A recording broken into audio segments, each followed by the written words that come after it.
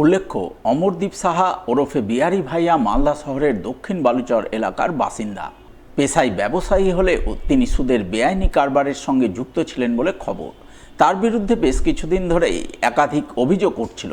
সম্প্রতি তার বিরুদ্ধে এক মহিলা সুদের টাকা আদায়ে বাড়িতে ঢুকে ভাঙচুর, মহিলা সহ তার মেয়েকে তুলে নিয়ে গিয়ে মারধর, হুমকি প্রদর্শন সহ একাধিক অভিযোগ তুলে ইংরেজবাজার থানায় লিখিত অভিযোগ দায়ের করেন। সেই সমস্ত অভিযোগের পরিপ্রেক্ষিতে গত 11ই আগস্ট পুলিশ অমরদীপ সাহাকে গ্রেপ্তার করে এবং পরদিন অর্থাৎ 12ই আগস্ট মালদা জেলা আদালতে পেশ করে 8 দিনের পুলিশি হেফাজতে নেয়। সেই 8 দিনের পুলিশি হেফাজত শেষে বৃহস্পতিবার পুনরায় অমরদীপ সাহাকে পেশ করা হয় মালদা জেলা আদালতে।